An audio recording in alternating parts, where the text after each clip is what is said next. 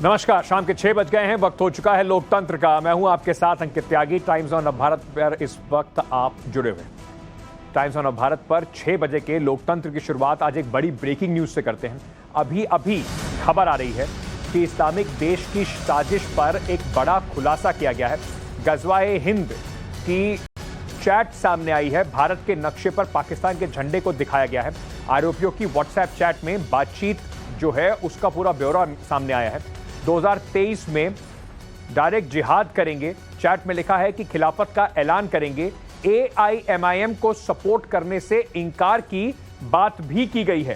तो असदुद्दीन ओवैसी को सपोर्ट नहीं करने की बात कही गई है, लेकिन साथ ही साथ कैसे भारत को इस्लामिक राष्ट्र बनाना है, उसके लिए क्या क्या हथकंडे अपनाने हैं, ये सब बातें इसमें लिखी हुई हैं। इस चैट में कुछ इस तरीके की बातें भी लिखी हुई हैं कि कैसे डायरेक्ट एक्शन यानी कि डायरेक्ट जिहाद की जाएगी, लोगों का ब्रेन वॉश किया जाएगा और किस तरीके से ये जो पूरा चैट है इस पर पूरी बातचीत करी गई है। और सबसे बड़ी बात इसमें जो खुलासा हुआ है, ये सारे जो व्हाट्सएप ग्रुप हैं, व्हाट्सएप चैट है, ये पाकिस्तान के नंबर्स जो हैं उन पर की जा रही है। यानी कि अगर पाकिस्तान देश का जो एक इंटरनेशनल डायलिंग कोड होता है, जैसे भारत का +91 है, वैसे पाकिस्तान का +92 है। तो +92 के नंबरों से जुड़ी हुई इस चैट में खुलासा हुआ है कि किस तरीके से भारत के नक्शे के ऊपर पाकिस्तान का झंडा लगा के गजवाए हिंद का सपना दिखाया जा रहा है, देखा जा रहा है।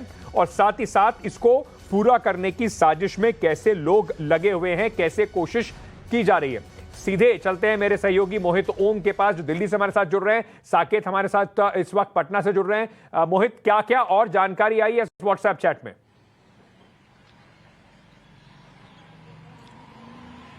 देखिए अंकित, मैं सीधा आपको व्हाट्सएप चैट का पेपर दिखाता हूं जो पटना पुलिस ने अपनी प्रेस कॉन्फ्रेंस में जारी किया है। गजवा हिंद इस ग्रुप का नाम है और इसमें साफ लिखा है कि 2023 में हम सीधा जो है पूरी जिहाद करेंगे और खलीफत का ऐलान हम इंडियन मुस्लिम करेंगे। तो इस तरीके की चैट्स इसके अंदर हैं और जो जिसके फोन से चैट मिली उसका नाम ताहिर बताया जा रहा है। ताहिर के 2 व्हाट्सएप ग्रुप जो है वो सर्विलांस पे लिए गए हैं, जिसमें एक ग्रुप के अंदर 181 मेंबर थे और ये जो ग्रुप था वो पाकिस्तानी हैंडलर के थ्रू चल रहा था, जिसमें बाद में ताहिर को जो है एडमिन बनाया गया था। 26 जनवरी को ताहिर ने दूसरा ग्रुप बनाया था, इसमें 8 बांग्लादेशी, एक खुद ताहिर और एक पाकिस्तानी हैंडलर था। तो इस तरीके के ग्रुप जो है वो पटना पुलिस को मिले हैं। दूसरी अगर आपको दिखाएं जिस तस्वीर की हम आप बात कर रहे हैं, तो यह देख सकते हैं कि तस्वीर है जो पटना पुलिस ने जारी की है। इसमें दिखाया है कि जो पाकिस्तान का जो क्षेत्र है उसमें पाकिस्तानी झंडा लहराता हुआ नजर आ रहा है, लेकिन जो भारत का नक्शा है उस पर चांद और सितारा नजर आ रहा है। यानी कि जो पाकिस्तानी झंडे का जो सिंबल्स हैं वो इसमें दिखाए जा रहे हैं। तो दानिश को फिलहाल गिरफ्तार किया गया है और दानिश के पास जो चैट्स हैं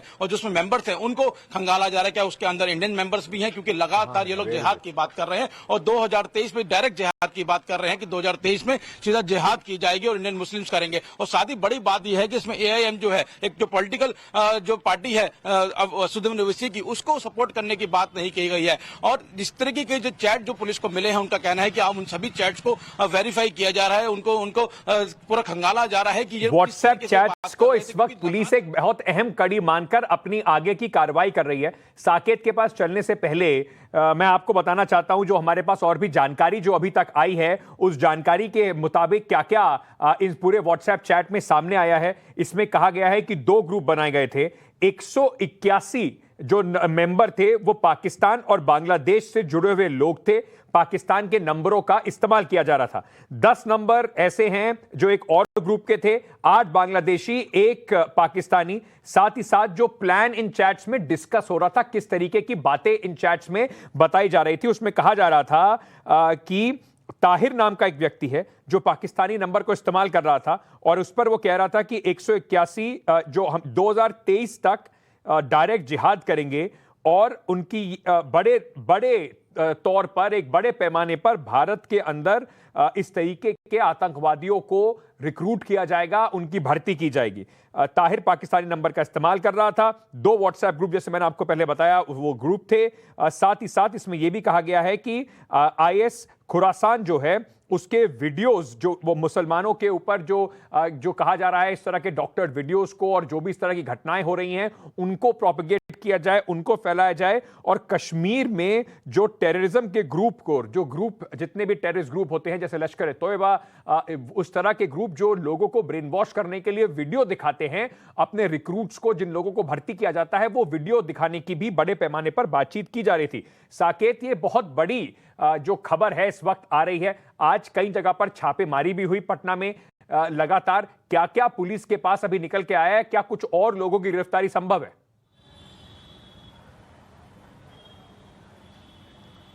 देखिए, बिल्कुल अभी तक 5 लोगों की गिरफ्तारी हुई है और 26 लोगों के खिलाफ पुलिस ने एफआईआर किया है और उन लोगों को भी अब उनकी तलाश चल रही है और लगातार गिरफ्तारी की जो संख्या है लोगों की वो बढ़ने वाली है, क्योंकि 26 लोग ही सिर्फ इसमें नहीं है बल्कि इसके बाद भी कई ऐसे लोग हैं जो यहाँ से ट्रेनिंग लेकर गए थे और उन लोगों को भी आइडेंटिफाई करके उन पर पुलिस कार्रवाई करेगी। लेकिन सबसे चौंकाने वाला जो तथ्य सामने आया है, जिस तरह से ये व्हाट्सएप ग्रुप चल रहा था जिसमें कई देश, पाकिस्तान और बांग्लादेश के लोग भी इसमें जुड़े हुए थे, उनके साथ कन्वर्सेशन हो रहा था।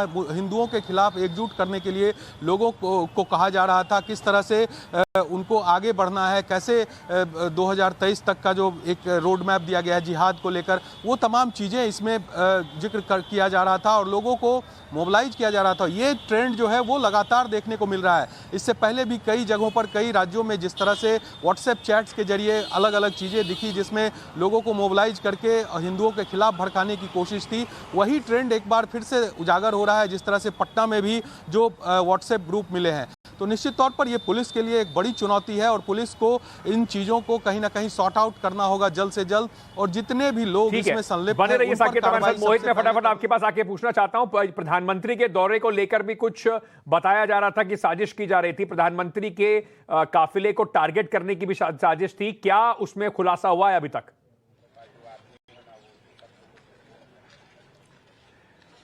देखिए, उस मामले में जो पटना पुलिस ने बताया कि उस मामले में आधिकारिक जो है 4 गिरफ्तारियां की हैं और उस मामले में लगातार पटना पुलिस को जो जानकारियां मिल रही हैं उसमें टेरर फंडिंग की बात सामने आ रही है, एक पूरे मॉड्यूल की बात आ रही है। जो कैंप जो है वो पटना के इलाके में चलाया जा रहा था, वहां पे पुलिस ने रेड करके 2 लोगों को पकड़ा था, अतर और जलालुद्दीन के बारे में बताया जा रहा है कि वो किस तरीके से जो सिमी के जो पुराने मेंबर हैं उनको पीएफआई से जोड़ रहा था। पीएफआई का डायरेक्ट कनेक्शन निकल के सामने आ रहा है इस पूरे मामले के अंदर और एक प्लान बनाया गया था जो आईबी का इनपुट मिला था पटना पुलिस को कि प्रधानमंत्री मोदी के जो दौरा था उस दौरान उनके ऊपर हमला हो सकता था। तो उस इनपुट के बाद ही पंजाब पुलिस ने वहां पर रेड करके 2 लोगों का पकड़ा था। उसके बाद 2 लोग और पकड़े हैं, जिसमें एक अनवर मलिक है जिसके बारे में बताया जा रहा है कि उर्दू का टीचर है, अपने एरिया की एक बड़ी शख्सियत है, आपराधिक रिकॉर्ड है उसके, और वो पूरा टेरर फंडिंग का इनका अरेंजमेंट कर रहा था। अतर के बारे में बताया जा रहा है कि अतर के पास 3 अकाउंट मिले जिसमें 83 लाख रुपए हैं और वो भी टेरर फंडिंग से जुड़े हुए हैं। उसके मामले में ईडी भी जांच करेगी। तो उस मामले में भी लगातार पुलिस खुलासे कर रही है। लेकिन उसी बीच एक नया मामला सामने आया जिसमें तहरीक पाकिस्तान के जो जैसे ग्रुप्स जो है वो सामने आए हैं और उन ग्रुप्स में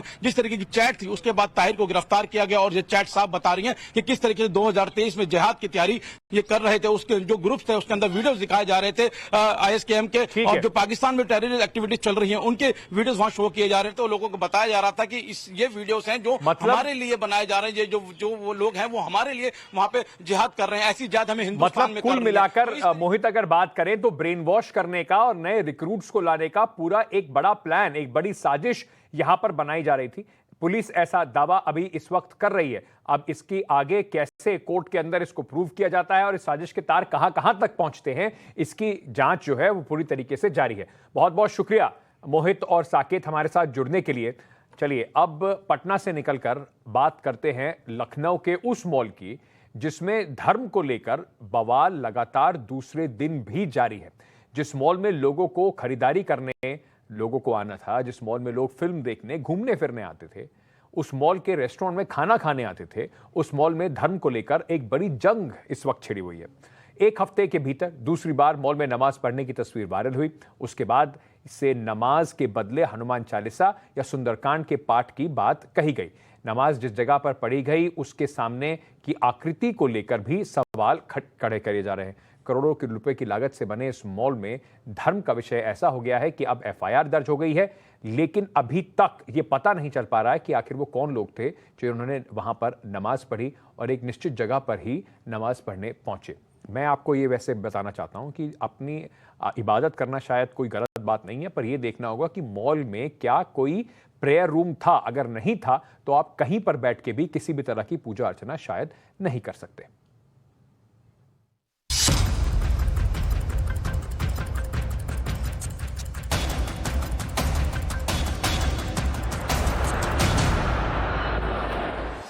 चार दिन और 2 वीडियो, दोनों ही वीडियो में नमाज पढ़ते हुए लोग और उसी पर जारी घमासान भी ऐसा कि धर्म के धुरंधरों ने नमाज वर्सेस हनुमान चालीसा या सुंदरकांड पाठ शुरू करने का ऐलान कर दिया है। एक बार विवाद बढ़ने के बाद उसकी शिकायत की गई थी पुलिस में, लुलु मॉल की तरफ से और हिंदू संगठनों की तरफ से भी, और उसके बाद दोबारा एक वीडियो रात के समय का है जिसमें 2 लोग नमाज पढ़ते नजर आ रहे हैं और उसके बाद विवाद फिर बढ़ रहा है। लुलु मॉल के बाहर भी बड़ी संख्या में सिक्योरिटी फोर्स तैनात की गई है और आज हिंदू संगठनों की तरफ से चेतावनी दी गई है कि वो यहाँ पर आकर गायत्री मंत्र का पाठ करेंगे, साथ ही साथ हनुमान चालीसा का पाठ करेंगे। हिंदू संगठनों की आपत्ति इस बात को लेकर है कि जब मॉल में ना तो कोई प्रेयर रूम है, ना ही इस तरह की कोई व्यवस्था है, तो फिर ये नमाज पढ़ने वाले लोग बार बार लुलु मॉल के तीसरे हिस्से को ही क्यों चुनते हैं और क्यों बार बार उसी हिस्से में नमाज पढ़ी जा रही है। मॉल में नमाज पढ़ने वाले लोग कौन हैं? किसके इशारे पर लोग मॉल में नमाज पढ़ रहे हैं? मॉल प्रशासन को इसके बारे में खबर क्यों नहीं है? जब नमाज पढ़ने का पहला वीडियो वायरल हुआ उस वक्त भी मॉल प्रशासन ने इसमें अपनी किसी स्टाफ के शामिल होने की बात से इनकार कर दिया। फिर ये सवाल इसलिए अहम है कि बाहर से आने वाले लोग एक निश्चित जगह पर ही जाकर बार बार नमाज क्यों पढ़ रहे हैं? उत्तर प्रदेश के पूर्व में दिए गए नियमों और आदेशों का सरासर उल्लंघन है, क्योंकि ये जमीन जो ली गई है ये इसलिए ली गई है कि यहाँ पर व्यवसाय गतिविधियों को संचालित किया जा सके, लेकिन यहाँ उपासना केंद्र बना दिया गया है, यहाँ पर एक मस्जिद का रूप का कार्य किया जा रहा है, तो ये लुलु मॉल ना होकर के लुलु मस्जिद बन चुकी है। मॉल के दूसरे हिस्से से उस जगह को देखिए जहां बार बार नमाज पढ़ी जा रही है। ये वही आकृति है जहां 4 दिन में 2 बार ऐसा मौका आया जब लोग नमाज पढ़ते दिखे। हालांकि जब से इस मामले ने तूल पकड़ा है उसके बाद मॉल ने अपनी तरफ से एक पहल की है और उसी जगह पर टेबल और कुर्सियां लगा दी गई। शायद ये एक कोशिश हो कि इस विवाद को हवा ना मिले। जिस जगह पर नमाज का विवाद लगातार बढ़ रहा है उस जगह की मैं आपको एक बार फिर से तस्वीरें दिखा देता हूँ। अगर आप तस्वीर देखें तो देख सकते हैं कि ये वो जगह है जहाँ पर नमाज अदा करने की बात कही गई थी और ये विवाद बढ़ने के बाद दूसरी बार ऐसा हुआ है। अगर आप अभी की तस्वीर देखें तो यहाँ देख सकते हैं कि इन जगहों पर कुर्सियाँ लगा दी गई हैं, यानी इस जगह को पूरा कवर किया जा रहा है। तस्वीरों में आप देख सकते हैं कि लगातार इस जगह पर जो कुर्सियाँ हैं लगाई जा रही हैं और ये लुलु मॉल का 3rd फ्लोर है। 3rd फ्लोर के ऊपर ये पूरी घटना हुई थी। नमाज पढ़े जाने को लेकर विवाद जैसे ही बढ़ने लगा वैसे ही हिंदू संगठनों ने भी पुलिस से शिकायत कर दी और अब तो खुद लुलु मॉल प्रशासन की ओर से एक FIR दर्ज करा दी गई है। लखनऊ के सुशांत गोल्फ सिटी थाने में FIR दर्ज हुई। लुलु मॉल प्रबंधन ने FIR कराई है। धारा 153A, 295A और 341 समेत कई धाराओं में FIR दर्ज कराई गई। चूंकि सार्वजनिक स्थान पर पूजा पाठ या नमाज अदा करने पर पाबंदी है, ऐसे में मॉल में नमाज पढ़ने का विवाद बढ़ता जा रहा है। इससे नुकसान सिर्फ लुलु मॉल को ही होगा, क्योंकि जिस मॉल की लागत करीब 2000 करोड़ रुपए हो और उस मॉल में 2 बार धर्म के नाम पर विवाद खड़ा हो चुका है, उससे आने वाले वक्त में मॉल की आमदनी पर असर पड़ सकता है। लखनऊ से आदर्श सिंह के साथ ब्यूरो रिपोर्ट, टाइम्स नाउ, नव भारत। अब जब विवाद इतना ज्यादा बढ़ गया है तो लुलु मॉल के तरफ से मॉल के कई हिस्सों में बाकायदा नोटिस भी लगा दिया गया है और ये कहा गया है इस नोटिस में कि इस जगह पर किसी भी तरह का धार्मिक गतिविधि करना बिल्कुल भी अलाउड नहीं है, प्रतिबंधित है। लुलु मॉल के प्रशासन ने बाकायदा नोटिस लगाकर ये बात कही है और उस पर लिखा है कि मॉल में किसी भी धार्मिक प्रार्थना की अनुमति नहीं है। तो अब लुलु मॉल कोशिश कर रहा है कि किसी भी तरीके की रिलीजियस एक्टिविटी, यानी कि धार्मिक कोई भी, चाहे वो नमाज हो, चाहे वो किसी भी तरह का और प्रार्थना हो, वो उसके कोनों पर ना की जाए, उसके परिसर में ना की जाए। चलिए आगे बढ़ते हैं और दिल्ली से जो एक दुखद खबर आ रही है उसको आपको बता देते हैं। दिल्ली के अलीपुर में दीवार गिरने से 5 लोगों की मौत हो गई। अब तक 7 लोगों के घायल होने की खबर है। दिल्ली के फायर विभाग के मुताबिक दीवार अंडर कंस्ट्रक्शन थी और 5000 गज के प्लॉट पर गोदाम बन रहा था, तभी अचानक दीवार ढह गई, जिसमें कुछ लोग दब गए। दिल्ली फायर दल के मुताबिक कुछ लोगों को निकाला भी गया है, बाकी अभी भी मलबा हटाने का काम जो है वो पूरी तरीके से चल रहा है। हादसे पर प्रधानमंत्री नरेंद्र मोदी ने ट्वीट कर अपना शोक भी जताया है।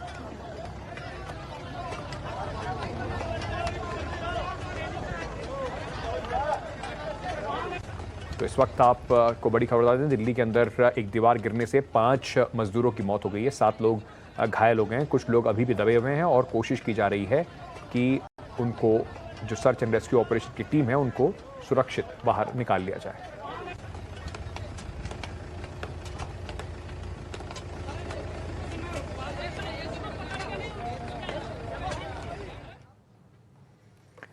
एक और दिल्ली से जुड़ी हुई बड़ी खबर आ रही है। दिल्ली के एक घर में 4 शव मिले हैं, पति पत्नी और उनके 2 बच्चों की वहां पर उनके शव मिले हैं। सभी मृतकों को गोली लगी है। दिल्ली के जाफराबाद इलाके में हुई इस घटना के बाद सनसनी फैली हुई है और वहां पर पुलिस इस वक्त जांच में जुटी हुई है।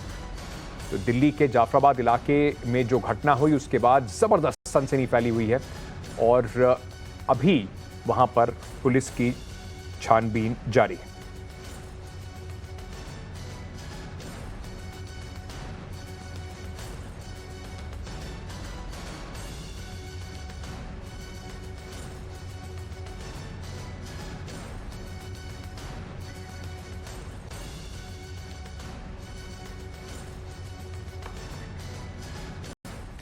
चलिए अब बात करते हैं राजस्थान के कोटा की, जहां पे जिस तरीके से अभी थोड़ी देर पहले आपको खबर दिखाई कि लखनऊ के एक मॉल में धर्मयुद्ध छिड़ा हुआ है, वहीं कोटा में एक स्कूल में किताबों पर धार्मिक बहस छिड़ गई है। क्यों छिड़ गई है? दरअसल क्लास 2 के बच्चों की एक किताब है, इसमें बच्चों को समझाने के लिए मदर की जगह अम्मी और फादर की जगह अब्बा लिखा हुआ है। छात्रों के गार्जियन का आरोप है कि बच्चे स्कूल से लौटकर बिरयानी मांग रहे हैं और अब इस पूरे मामले पर बवाल बना हुआ है। कहा जा रहा है कि एक धर्म विशेष को बढ़ाने की कोशिश की जा रही है। इसी बवाल को लेकर इस स्कूल के ऊपर अब कई सारे जो छात्रों के माता पिता हैं, अभिभावक हैं, वो नाराज भी दिखाई पड़ रहे हैं। पहले पूरी रिपोर्ट देख लीजिए।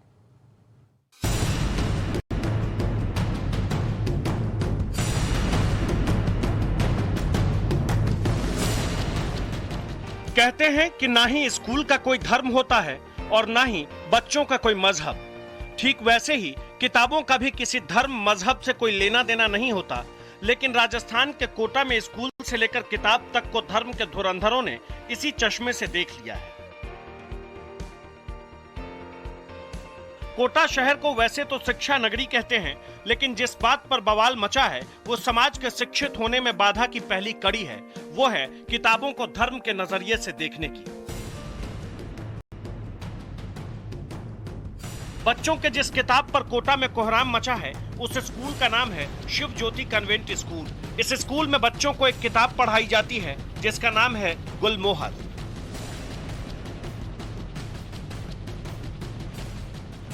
उस किताब में वैसे तो ज्यादातर शब्द अंग्रेजी के हैं, लेकिन कुछ शब्द उर्दू के भी हैं और उसी पर बवाल मचा हुआ है।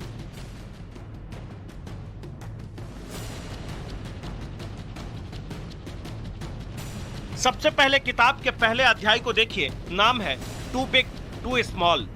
इस चैप्टर में बच्चे को नए शब्द के रूप में मदर की जगह अम्मी और फादर की जगह अब्बू बोलना सिखाया गया है। और बात सिर्फ अम्मी अब्बू तक ही नहीं है, आरोप तो यहाँ तक पहुँच गया कि बच्चे जब स्कूल से घर लौटते हैं तो घर में खाने में बिरयानी की मांग करते हैं। ये बिरयानी बनाना सिखा रहे हैं, घर से बिरयानी बना के लाओ, हफ्ते में एक बार बना के लाओ। ये बच्चों को, हमको बनाना आता है क्या? हम बना के भेजेंगे बच्चों के साथ में, ये शिक्षा देंगे बच्चों को कि बिरयानी बनाएंगे और आप स्कूल में जाके खाओ। ये तरीका है क्या? संस्कृति भाषा में बताया जा रहा है। 13 पन्नों की किताब में एक चैप्टर का नाम रखा गया है ग्रैंडपा फारूक्स गार्डन, मतलब दादाजी फारूक का बगीचा। इसमें जिन 2 पात्रों का जिक्र है उसमें एक का नाम आमिर है और उसके दादा का नाम फारूक। किताब में और भी कई ऐसे पन्ने हैं, कई ऐसे नाम हैं जिसे लेकर बच्चों के गार्जियन को घोर आपत्ति है। शिक्षा के नाम पे जिस तरीके से आज लैंग्वेज बदली जा रही है और एक प्रतिष्ठित स्कूल है, भाई ठीक है, आज मान लो कोई सामाजिक स्कूल हो, कोई धार्मिक स्कूल हो, और उसमें अगर इस तरह की लैंग्वेज का प्रयोग किया जाए तो सामान्य लोग मानते कोई दिक्कत नहीं। जिस किताब पर आपत्ति है वो क्लास 2 यानी कक्षा 2 के बच्चों को पढ़ाया जा रहा है। इस किताब को हैदराबाद में छापा गया है। क्लास 2 की किताब हैदराबाद के एक पब्लिकेशन में छपी है। सोशल मीडिया पर भी इस किताब के पन्नों की तस्वीरें वायरल हो रही है। अब इस मामले में बजरंग दल की भी एंट्री हो चुकी है। शिक्षा विभाग को शिकायत की गई है। इसके माध्यम से बिरयानी इस्लामिक नॉनवेज फूड खाने के लिए बच्चों को प्रेरित किया जा रहा है। अब ऐसे विद्यालयों में कहीं हिंदू समाज के अधिकतम शाकाहारी बच्चे पढ़ते हैं, तो एक सेकंड स्टैंडर्ड के बच्चे के ऊपर मानसिक रूप से कितना गलत प्रभाव पड़ता है। हमने बहुत सारे अभिभावकों का फोन आया तो वो आक्रोशित थे। ये अलग बात है कि शिक्षा विभाग के अधिकारियों का कहना है कि शिकायत होगी तो जांच हम करेंगे। एक किताब के बारे में प्रकरण आज संज्ञान में लाया गया है, परंतु किसी प्रकार की शिकायत कार्यालय को प्राप्त नहीं हुई है अभी तक। शिकायत प्राप्त होने के उपरांत प्रकरण की जांच करवाने के निर्देश दे दिए जाएंगे। वैसे स्कूल में धर्म पर कोई बहस नहीं होनी चाहिए। खासकर बच्चों के बीच ऐसी बातें इस बात की तस्दीक करती है कि ये सब बच्चों को भी बांटने की एक साजिश है। Bureau report, times now, Navbharat. पर जरा सोच के देखिए, अगर इस किताब में ग्रैंडफादर फारूक के गार्डन की जगह ग्रैंडफादर रामप्रसाद का गार्डन होता तो क्या बिल्कुल ठीक था? कहीं ना कहीं शायद हर बात को लेकर इतना सारा जो हम लोग उन्माद हो जाता है उसको भी कहीं ना कहीं थामने की आवश्यकता जरूर है। आगे बढ़ते हैं। संसद परिसर में अब धरना करना मना है। जी हां, एक नोटिस जारी हुआ है जिसमें सभी सांसदों को यह निर्देश दिया गया है कि संसद परिसर में अब किसी भी तरह का धरना प्रदर्शन नहीं हो सकता। ऐसे में विपक्ष हमलावर है और सवाल उठा रहा है कि पहले बोलने की मनाही हो गई। आपने देखा था ना कल अनपार्लियामेंट्री शब्द, असंसदीय शब्दों पर कितना बवाल हुआ था। अब कुछ अपना विरोध प्रदर्शन करने का भी जो उनका तरीका था वो भी सांसदों से छीना जा रहा है।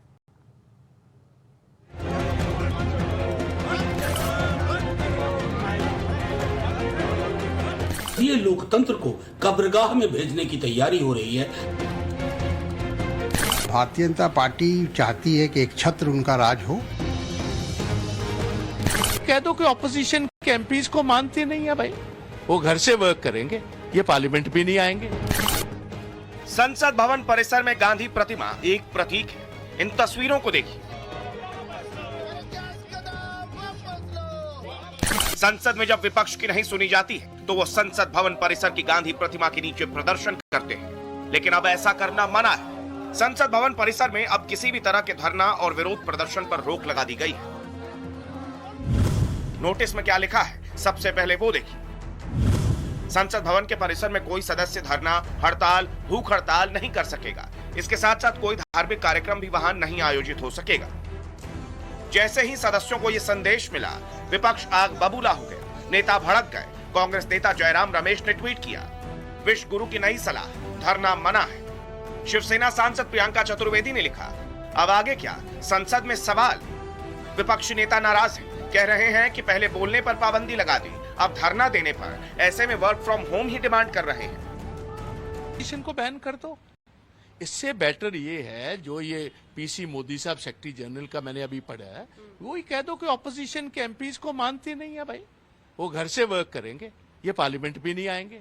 और प्रतिरोध की पूरी संस्कृति को आप खत्म करना चाहते हैं, शब्द भी आप लोगों को चुनने नहीं देंगे। अब ये संसद में परिसर में लोग धरना नहीं दे सकते, प्रदर्शन नहीं कर सकते, अनशन नहीं कर सकते, क्या साहब रामधुन तक नहीं गा सकते?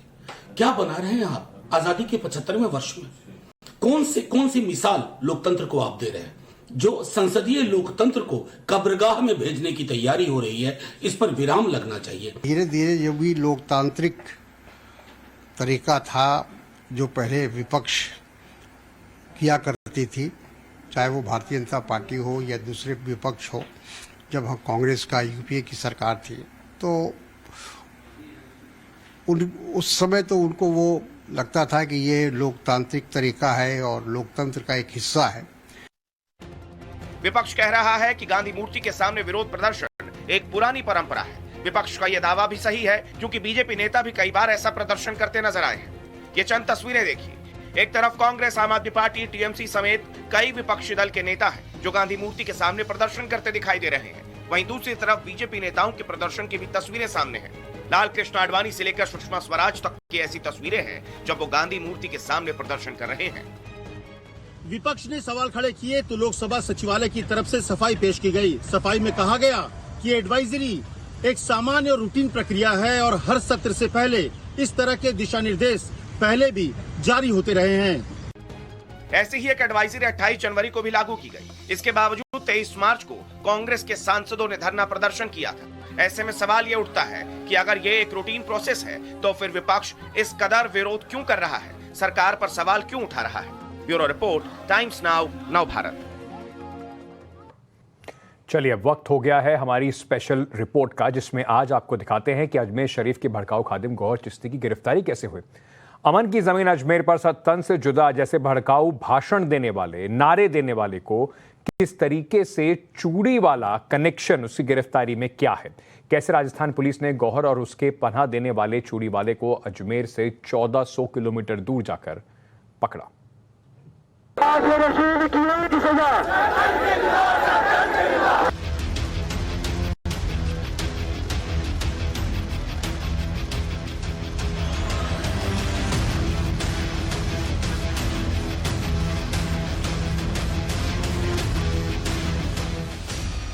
अजमेर वाला गला काट चिश्ती शिकंजे में कैसे आया? अगर कोई हमारे हुजूर की शान में गुस्ताखी करेगा तो हम उसकी गुस्ताखी को कतई बर्दाश्त नहीं करेंगे। भड़काऊ खादिम भागकर 1400 किलोमीटर दूर क्यों छिपा? जिसने हमारे आगे शान में गुस्ताखी करी उसको शर्मा को जीने का कोई हक नहीं है। सर तन से जुदा गैंग का चूड़ी वाले से क्या लिंक?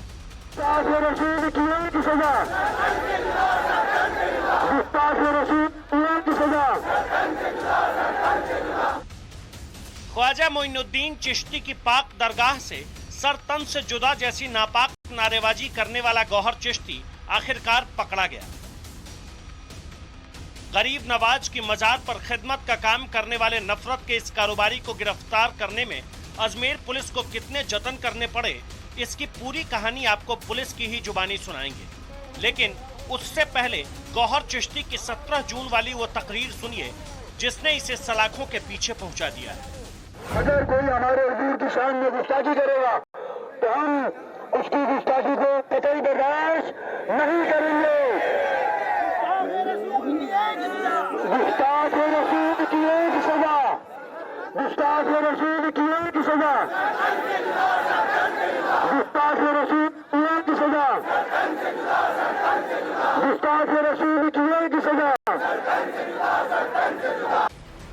मोहब्बत और भाईचारे की सरजमी से गौहर चिश्ती ने सिर्फ गर्दन काटने जैसे भड़काऊ नारे ही नहीं लगाए, बीजेपी की निलंबित नेता नुपुर शर्मा को अंजाम तक पहुंचाने की खुल्लम खुल्ला धमकी भी दी। जिसने हमारे आगे शान में गुस्ताखी करी उसको नुपुर शर्मा को जीने का कोई हक नहीं। इंशाअल्लाह तुम करीब नहीं तो अंजाम को पहुंचेगी। मैं आप सब लोग से गुजारिश करना चाहता हूँ कि इस पैगाम को पूरी दुनिया में इतना फैलाओ खुदा में खाजा की जानिब से कि दुनिया के हर मुसलमान जाग उठे, हर हिंदू भाई जाग उठे कि जो गुस्ताखे रसूल है वो हिंदू तो क्या इंसान भी नहीं हो सकता। और हम इंसानियत के खिलाफ लोगों के अमल के खिलाफ खड़े रहेंगे। गरीब नवाज की बारगाह, हिंदू मुस्लिम सिख ईसाई आपस में भाई भाई की एकता की मिसाल लोगों तरफ से पेश करती आ रही है और इंशाअल्लाह क़यामत तक पेश करेगी। कानून को खुलेआम आंख दिखाई गई तो पुलिस भी एक्शन में आई। गौहर से सवाल किया कि मजहबी जलसे में ऐसे नारे क्यों, तो उसने भरी भीड़ में पुलिस वालों के सामने हिकड़ी भी दिखाई। आप जब तक और भाई सुनो, जब वारंट होगा करूंगा हाजिर वो तो कानून से मोस्ट कानून से कोई मना नहीं, लेकिन धमकाने वाली बात मत करो। इस्लाम का प्रोग्राम है और रिसालत के नारे से हमें कोई नहीं रोक। लेकिन कानून का शिकंजा कसा, जेल जाने की नौबत आई तो गौहर चिश्ती की सारी हेकड़ी गुम हो गई। करीबियों की गिरफ्तारी हुई, पुलिस के हाथ गिरेबान तक पहुंचते दिखे तो गौहर चिश्ती फरार हो गया। लेकिन कहते हैं ना, कानून के हाथ काफी लंबे होते हैं। ऐसे में पुलिस ने अजमेर से करीब 1400 किलोमीटर दूर छिपे इस चिश्ती को ढूंढ निकाला।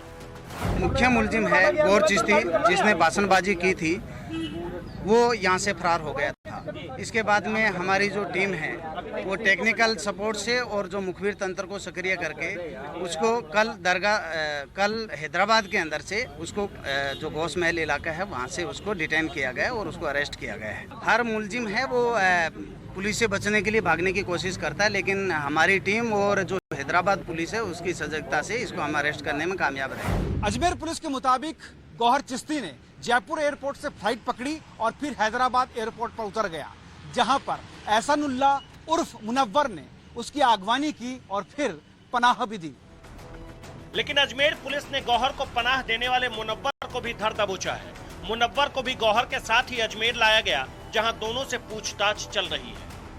उसको जो शरण देने वाला है उसको भी डिटेन किया गया है और उससे पूछताछ की जा रही है और उसका क्या योगदान है इस पूरे घटनाक्रम के अंदर उसको भी किया जा रहा है। उसका नाम है एहसानुल्लाह उर्फ मुनव्वर।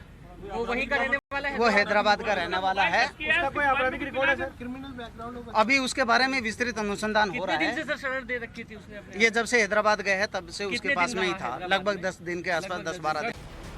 मुनव्वर कौन है, क्या करता है, उसका गौहर से क्या रिश्ता है, ऐसे हर सवाल का जवाब आपको देंगे। लेकिन उससे पहले आपको बताते हैं गौहर और उसके मेजबान मुनव्वर को कैसे पकड़ा गया। 30 जून 2022 को गौहर अजमेर से फरार हुआ। जयपुर से प्लेन में सवार होकर हैदराबाद पहुंच गया। पुलिस को मुखबिर से उसकी जानकारी मिली कि वो हैदराबाद में मुनव्वर के घर छिपा है, उसी के मोबाइल फोन का इस्तेमाल कर रहा है। ऐसे में पुलिस ने भेष बदलकर उसकी रेकी की। मुस्लिम भेष में पुलिस वालों ने नमाज में भी शिरकत की और फिर मौका देखकर उसे गिरफ्तार कर लिया। इस दौरान गौहर ने भागने की भी कोशिश की। राजस्थान पुलिस ने जो इसके बारे में हमारे मुखबिर तंत्र से जब सूचना मिली कि ये हैदराबाद में है, तो हमारी टीम हैदराबाद गई और वहाँ के लोकल पुलिस से सपोर्ट लेकर के और वहाँ पे वेश बदल करके और चारों तरफ से उस मकान की रेकी की गई और दुकानों की रेकी की गई और उसके आधार पे हमने वहाँ पे चारों तरफ से घेर करके इसको अरेस्ट किया। गौहर चिश्ती ने 17 जून को सिर काटने वाला नारा लगाया। 25 जून को उसके खिलाफ पुलिस ने एफआईआर दर्ज की और अब 14 जुलाई को उसे हैदराबाद से गिरफ्तार किया गया है। सूत्रों के मुताबिक हैदराबाद में गौहर को पनाह देने वाले मुनव्वर से उसकी 20 साल पुरानी जान पहचान है। गौहर और मुनव्वर की मुलाकात अजमेर शरीफ दरगाह में हुई थी। गौहर कई बार पहले भी हैदराबाद जा चुका है। हैदराबाद में मुनव्वर का चूड़ियों का कारोबार है, वहां उसकी रानी बैंगल्स के नाम से दुकान है। टाइम्स नाउ नव भारत की टीम उस जगह पर भी पहुंची जहां से गौहर और उसके दोस्त मुनव्वर को पकड़ा गया। ये हमको मालूम ही नहीं है साहब, इन्वॉल्व है ही नहीं। वो तो केस बहुत पहले का है, वो नारा तो बहुत दिनों के बाद में का किस्सा हुआ, सो ये फिर बाद में सर संजय जुदा का बाद में हुआ किस्सा। ये तो हमको नहीं मालूम था। ये नारा तो बहुत दिनों से क्लिप चल रही थी। वो तो क्लिप फ्राइडे के दिन ऐसा हुआ था ना, वो क्लिप देखे हम डिलीट भी मार दिया। हमको मालूम ही नहीं है ना था वो क्या है क्या नहीं है। हम खुद ही 2-2.5 साल से नहीं गए, इन्हें भी 6-7 महीने से अजमेर को नहीं गया। मुनव्वर भी रस में जाते हम। 5 पुलिस वालों की टीम ने गौहर और उसके साथी मुनव्वर को हैदराबाद से गिरफ्तार किया। अब पुलिस उदयपुर के कन्हैया लाल की बर्बर हत्या से उसके लिंक समेत हर उस एंगल से तफ्तीश में जुटी है जिसे लेकर गरीब नवाज का ये खादिम शक के दायरे में है। इसके बारे में अभी विश्लेषण किया जाएगा, कॉल डिटेल का विश्लेषण भी किया जाएगा और उनके संबंध में अगर इसका कोई लिंक है तो उसकी भी इन्वेस्टिगेशन किया जाएगा। उस दिशा में हम जांच करेंगे, लेकिन अभी तक ये है कि इनसे पूछताछ करेंगे, उसमें अगर उस तरह का लिंक मिलेगा तो बिल्कुल जांच की जाएगी। इसके बारे में विस्तृत अनुसंधान किया जाएगा। इसके फाइनेंशियल जो अकाउंट्स है उसकी भी विस्तृत जानकारी जुटाई जाएगी। इसके अलावा इसके किस किस से लिंक है और इनका किन किन घटनाओं के अंदर लिंक है उनके बारे में भी विस्तृत चर्चा की जाए। अभी इन्वेस्टिगेशन कर रहे हैं कि ये कहां रुका है, किसके संरक्षण मिला था और कहां रुका है, किसका सहयोग था।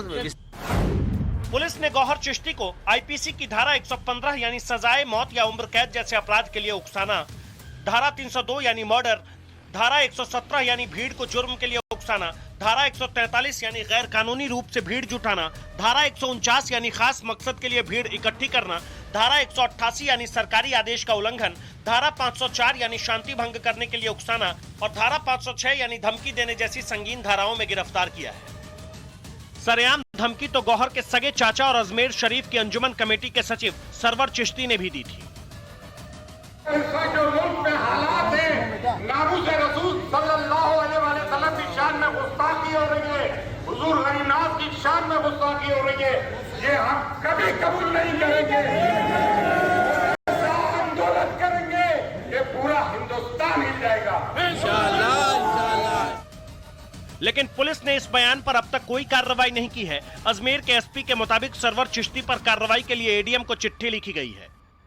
सरवर चिश्ती के जो उसने बयान दिए हैं उसके अंदर हमने उसको पाबंदी की कार्रवाई के लिए एडीएम को भेज दिया गया इस्तिगासा, और उसके अंदर है उसको नोटिस जारी हो रहे हैं। सर अभी तक कोई कार्रवाई नहीं हुई है? अभी वो कोर्ट का मामला है, उसको नोटिस जारी है। सरवर चिश्ती के बेटे आदिल चिश्ती ने तो हिंदू देवी देवताओं का ही मजाक उड़ा दिया, लेकिन टाइम्स नाउ नव भारत पर न्यूज की पाठशाला में उसकी क्लास लगी तो उसने अब माफी मांग ली है। 333 करोड़ खुदाओं का एग्जिस्टेंस फिर कैसे माना जाएगा? ये कैसे लॉजिकल है? एक खुदा का तो समझ में आता है जिसपे पूरी इंसानियत का इजमा है। हम कलेक्टिवली तमाम इंसान चाहे वो किसी भी रिलीजन के हो, एग्जिस्टेंस ऑफ गॉड पे जो एब्सोल्युटली वन है, वाहिद है, अहद है, उस पे हमारा यकीन है। इंटरप्रिटेशन अलग अलग हैं लोगों के, लेकिन 333 करोड़ खुदा, 333 million gods, a wholesale of gods, उसको कैसे माना जाएगा? और मैं सोचता हूं अगर इंसान को 1000 साल की भी जिंदगी मिले तब भी वो 333 करोड़ खुदाओं को राजी नहीं कर सकता। जो उन्होंने सवाल और जो उन्होंने एतराज उठाए थे उसको मैंने रीबटल किया था और उसका लॉजिक इंटरप्रिटेशन दिया था। तो मीडिया में आज वो चेरी पिकिंग करके वो वीडियो काट काट के चलाई जा रही है। सबसे पहले तो मैं ये बता दूं कि मेरा किसी भी रिलीजन, खास तौर पे हिंदुइज्म को टारगेट करने का या मॉक करने की कोई नियत नहीं थी। मैंने आज तक किसी भी रिलीजन को मॉक नहीं किया है। फिर भी अगर किसी के सेंटिमेंट्स हर्ट हुए हैं, मेरे हिंदू भाइयों के सेंटिमेंट्स हर्ट हुए हैं, तो मैं उनसे माफी मांगता हूं। दूसरी बात ये कि कुरान में सूरह अनाम में चैप्टर 6 वर्स 108 में साफ लिखा हुआ है कि तुम जो लोग अल्लाह के सिवा दूसरों की इबादत करते हैं उनको बुरा मत कहो। ये कुरान का फरमान है कि हमें कोई हक नहीं पहुंचता कि हम किसी के रिलीजन को या किसी की डाइटीज को मॉक करें। पता यह भी चला है कि गौहर चिश्ती और सरवर चिश्ती के लोकल पॉलिटिकल कनेक्शंस भी हैं। सरवर चिश्ती जो कि गौहर चिश्ती के चाचा हैं और सरवर चिश्ती के एक भाई गुलाम मुस्तफ़ा लोकल कांग्रेस की जो कार्यकारिणी है जिला स्तर की, उसमें वाइस प्रेसिडेंट हैं। ऐसे में कयास ये भी लगाए जा रहे हैं कि यही वजह है कि उनके खिलाफ एफआईआर दर्ज नहीं हुई और पुलिस ने कार्रवाई भी नहीं की। ऐसे आरोप अपनी जगह है, लेकिन सबसे बड़ा सवाल तो ये कि सूफी संत ख्वाजा मोइनुद्दीन चिश्ती की जिस दरगाह को हिंदू मुसलमान एकता का प्रतीक माना जाता है, जिस दरगाह पर हिंदू भी माथा टेकने और चादर चढ़ाने जाते हैं, उस दरगाह से जुड़े लोग भड़काऊ बातें क्यों कर रहे हैं? इसे लेकर हमने इस्लाम के जानकारों से बात की। उन्होंने क्या कहा आपको दिखाते हैं। तो सूफीज़्म तो प्यार मोहब्बत की बात करता है। ख्वाजा मोइनुद्दीन चिश्ती का जो मज़ार है अजमेर में, वहाँ पर हर मज़हब व मिल्लत के लोग आते हैं, चादर चढ़ाते हैं, अक़ीदत के साथ अपनी गर्दन झुकाते हैं। वहाँ से तो इस तरह का पैगाम नहीं जाना चाहिए है। गौहर चिश्ती के मैं बयान की भरपूर तरीके से मुखालिफत करता हूँ। गौहर चिश्ती का जो बयान आया वो सूफ़ी परंपरा के ख़िलाफ़ है। सूफीज़्म तो मुल्क को जोड़ने की बात करता है।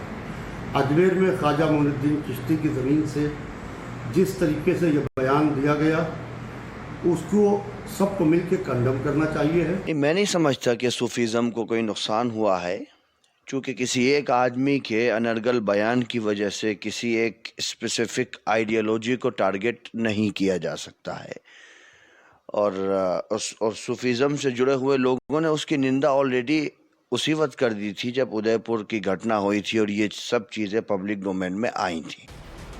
कई लोग तो ये भी कह रहे हैं कि सूफी भारत में इस्लाम के प्रचार प्रसार के लिए ही आए थे और इसी वजह से इनकी असली मानसिकता भी अब दिख रही है। लेकिन सच क्या है, इसके लिए आज हमने इतिहास के कुछ पन्ने खोले हैं। इतिहासकार मुजफ्फर आलम की किताब the language of politics Islam in India और दूसरी किताबों के हवाले से ये बात सामने आती है कि सूफियों के विस्तार का तरीका बहुत चतुराई भरा था। ये लोग इस्लामिक धर्म गुरुओं से अलग तरीके से काम करते थे, लेकिन दोनों का उद्देश्य एक होता था। जिन इलाकों को मुस्लिम आक्रांता जीतता था, उन इलाकों में इस्लाम को सूफी मजबूत करने जाते थे। इसके लिए सूफी भारत के धार्मिक और आध्यात्मिक गुरुओं से संवाद करते थे, उनकी बातों को अपनी रचनाओं में शामिल कर लेते थे और ये सब इस्लाम के प्रचार प्रसार में काम आती थी।